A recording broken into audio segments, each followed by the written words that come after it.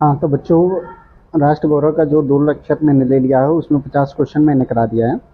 और नेक्स्ट जो 50 क्वेश्चन है वो यूनिट 2 का अब हम लोग करेंगे। यूनिट 2 में देखो, यूनिट 2 का 50 क्वेश्चन जब करोगे ना, तो देखो सिलेबस मैंने पहले डिस्कशन कर दिया लेक्चर 1 में, जाके वहाँ जरूर देख लेना। और बेटा मन करे तो लाइक वो सब्सक्राइब वगैरह कर लेना, ये आप लोगों के लिए बनाया हूँ। ठीक है, तो देखिए क्वेश्चन नंबर जो यूनिट 2 का पहला है वो है बेटा आपका ग्लोबलाइजेशन रिफर टू। ग्लोबलाइजेशन किस बात के लिए रिफर करता है? ठीक है, तो ग्लोबलाइजेशन जो है बेटा, ठीक है, ये क्या है? Integration of the economic socialist societies and the culture. देखो हम लोगों से एक दूसरे से, ठीक है, इकोनॉमिकली जुड़े। अब किसी भी देश में अगर हम व्यापार करना चाहते हैं तो उस देश के व्यापार हम इसलिए करना चाहते हैं ताकि हम धन कमाएं। उनके सोशल जो वेलफेयर है उन पे उनको हम सीखें, और कल्चर उनके सभ्यता और संस्कृति के साथ साथ उनके रहन सहन हाव भाव के साथ हम सीखेंगे, तभी हम खुद को डेवलप कर पाएंगे। ठीक है, नेक्स्ट क्वेश्चन नंबर 2 है आपका which economic refer to make the belonging of the globalisation in India. ठीक है, कौन सा ऐसा इकोनॉमिक है जो इकोनॉमिक मार्केट है जो हमको किससे बिगिनिंग करता है ग्लोबलाइजेशन इन इंडिया। तो देखो कुछ वर्ड मैं इधर उधर पढ़ देता हूँ, उसके लिए परेशान ना होना, थोड़ा सा ध्यान दे लेना। अब देखो इसमें क्या है कि जो हमारी इकोनॉमिक है, ठीक है, वो रिफर करती है किसमें? Market the beginning of the globalisation. किस ग्लोबलाइजेशन के लिए? तो देखो एलपीजी रिफॉर्म 1991 के थ्रू क्या करता है, ये हमें ऑफर देता है। ठीक है, नेक्स्ट है एलपीजी स्टैंड। एलपीजी जो है लिक्विड पेट्रोलियम गैस नहीं है बेटा, एलपीजी जो है वो लिक्विड पेट्रोलियम गैस नहीं है जो घर पे आप यूज करते हो। एलपीजी का फुल फॉर्म होता है, ठीक है, लिबराइजेशन, ठीक है, प्राइवेटाइजेशन एंड द ग्लोबलाइजेशन। ठीक है, ये 3 चीज होती है। ठीक है, ध्यान देना। क्वेश्चन नंबर जो 4 है which sector has the benefits for the most for the globalisation in India. ठीक है, जो सेक्टर है हमारा benefits the most for the globalisation, globalisation के लिए मोस्ट क्या है? तो देखो ग्लोबलाइजेशन के लिए जो हमारा इंफॉर्मेशन टेक्नोलॉजी है। ठीक है, ग्लोबलाइजेशन हैज प्रमोट, क्या प्रमोट करता है? तो ग्लोबलाइजेशन देखो international trade, exchange of the knowledge, foreign investment, all of the above होगा। सभी के लिए क्या करते हैं? ग्लोबलाइजेशन हम लोग करते हैं। ठीक है, देखो डी ऑप्शन सही है। आगे देखो क्वेश्चन नंबर 6 है which of the following is a positive impact of the globalisation on the education. Education के क्षेत्र में, यानी कि के क्षेत्र में कौन सा पॉजिटिव ग्लोबलाइजेशन है, क्या इम्पैक्ट करता है? तो देखो इंक्रीज द इंटरनेशनल कोलैबोरेशन। जब हम इस फील्ड को पढ़ते हैं तो दूसरे देश से कैसे कोलैबोरेट करना है उसके बारे में हमें क्या होता है? अध्ययन करने को मिलता है। Online education platform are an outcome of. भैया कब ऑनलाइन प्लेटफॉर्म आउटकम होता है? तो याद रखना ग्लोबलाइजेशन ऑफ द टेक्निकल, ठीक है, एडवांसमेंट। देखो पहले हम लोग कॉलेज में आके बुकों से पढ़ते थे, आज कहीं पर भी बैठ के आज मैं पढ़ा रहा हूँ, आप यूट्यूब पे पढ़ रहे हो। तो ये क्या है? हमारा ग्लोबलाइजेशन से। और ये हमारा क्या होता है? इस ऑनलाइन एजुकेशन प्लेटफॉर्म है। ठीक है, नेक्स्ट है आपका telemedicine is related to. Telemedicine क्या है? देखो टेलीमेडिसिन जो है वो किससे है? Health care services through the technology. Which organisation promote the global trade. देखो वो WTO, इसके बारे में इसका फुल फॉर्म सर्च करो और पढ़ो, इसका फुल फॉर्म कमेंट बॉक्स में जरूर लिखो। ठीक है, क्वेश्चन नंबर यूनिट 2 का क्वेश्चन नंबर 10 है one of the major criticism of the globalisation. क्या है भाई? देखो इंक्रीज, ठीक है, इनइक्वालिटी। जो लोगों में अन इक्वलिटी है उसको क्या करना? इंक्रीज करना, ताकि उनमें इनइक्वलिटी आए। ठीक है, नेक्स्ट क्वेश्चन है इसरो। इसरो भाई क्या काम करता है मुझसे बेहतर जानते हो, मैं नहीं बताऊंगा, इसको खुद टेक कर लेना। ठीक है, इंडियन स्पेस ऑर्गेनाइजेशन है। क्वेश्चन नंबर 12 है the further the father of the Indian space programmer कौन से हैं, आप खुद सर्च करो, ठीक है। ठीक, Indian first satellite satellite was क्या था भाई, तुम खुद बताओ, ये सब तुम लोगों को खुद पढ़ना चाहिए, ठीक है। और ये पढ़ोगे, ऑप्शन सी देख लेना पीछे, ठीक है। आर्यभट्ट, आलिया भट्ट का भाई है, ठीक है। देखो आगे देखो,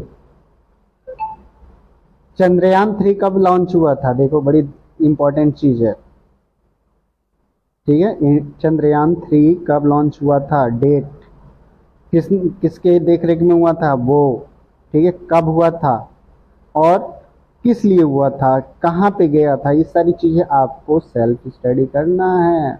मून पे गया था लेकिन कब गया था, सेल्फ पढ़ना है, ठीक है। नहीं तो तेरी आँखें का योग काजल पढ़ते रहे ना, कुछ काम नहीं आने वाला है, ठीक है।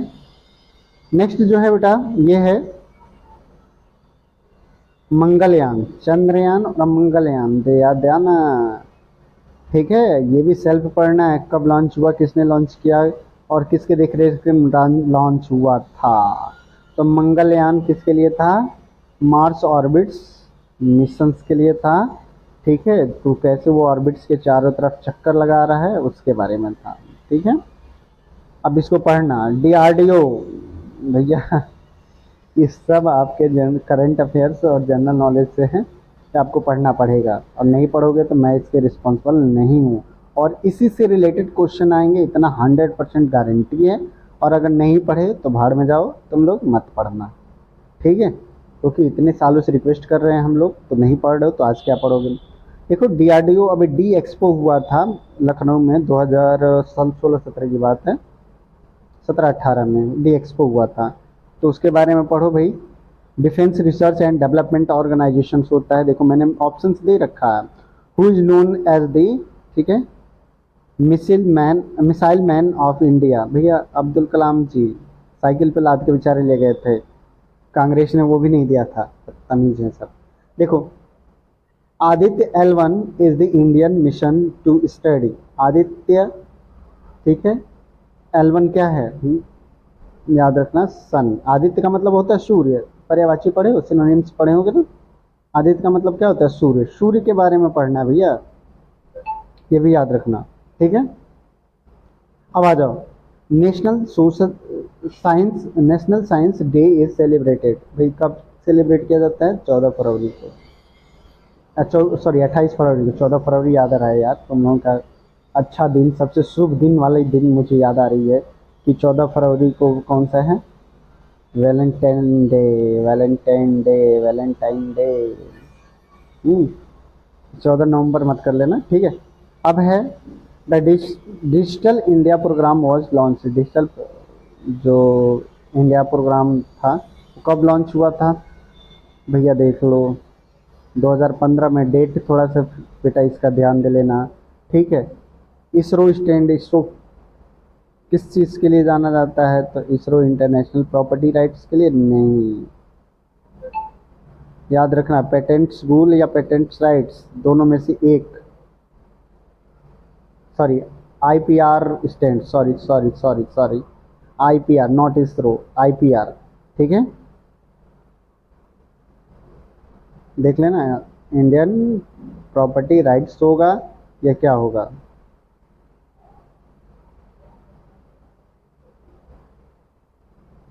ठीक।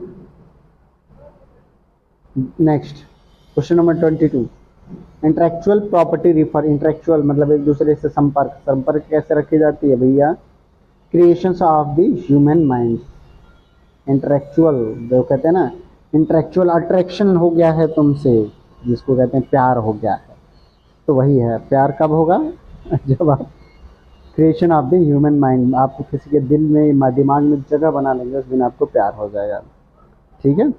नेक्स्ट है कि अब पेटेंट प्रोटेक्ट, पेटेंट कॉपीराइट्स ये सब पढ़े हो भाई, तो किस लिए होता है, इन्वेंशन के लिए होता है भैया। कोई भी चीज़ अगर खोज कर रहे हो और उस पर अगर आपको ये हो रहा है कि हाँ ये चीज़ें, ठीक है, आपने खोज किया है, इसके बदले में आपको पेमेंट मिलना चाहिए, जैसे कोविड का वैक्सीन हो गया, पंखा हो गया, टीवी हो गया, फ़ोन हो गया, इनके ट्रेड वो क्या है कॉपीराइट से पेटेंट्स हैं, तो ये क्या करेंगे उसके बदले में उनको कुछ ना कुछ पेमेंट किया जाएगा और जब तक इन कंपनी राइट्स नहीं देगी कोई यूज़ नहीं कर सकता है। ठीक है, तो इन्वेंशन पे होता है। कॉपीराइट किस पे होता है भाई बताओ?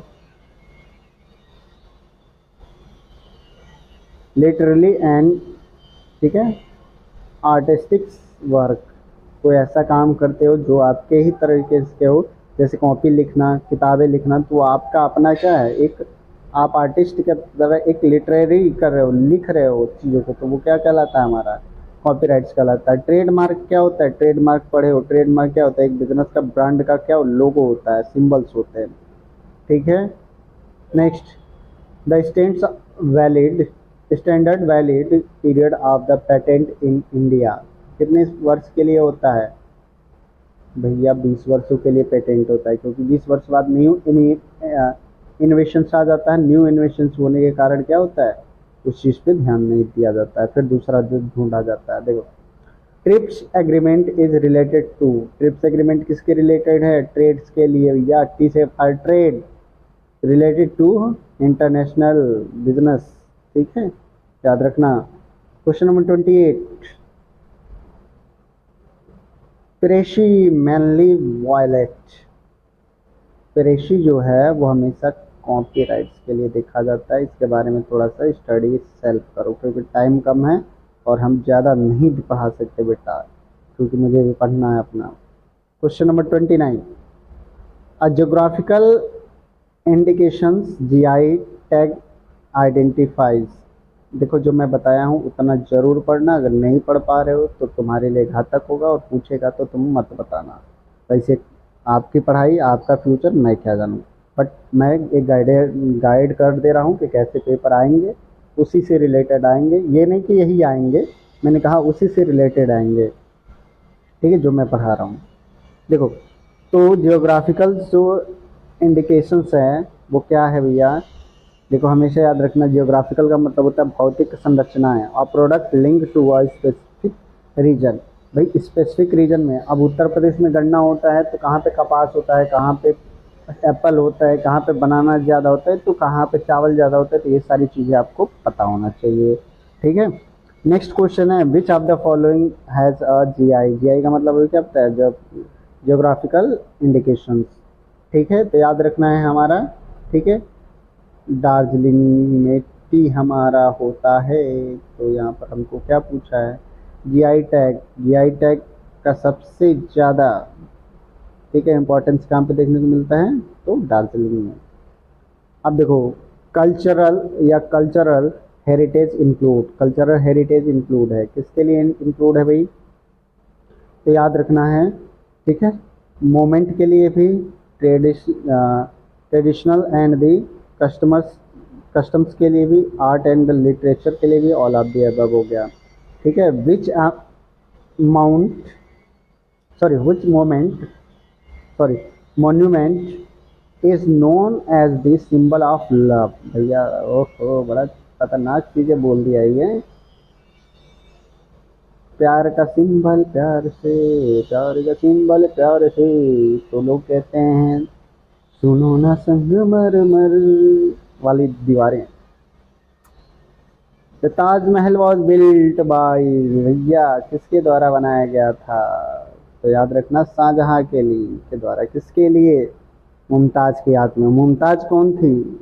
उसकी छोड़ो, जाने दो, इतना बड़ी कहानी नहीं गाऊंगा, लेकिन प्यार में धोखा हो गया उसके साथ। बताओ, the Ajanta cave are famous किसके लिए है? बुद्धिस्ट पेंटिंग के लिए है,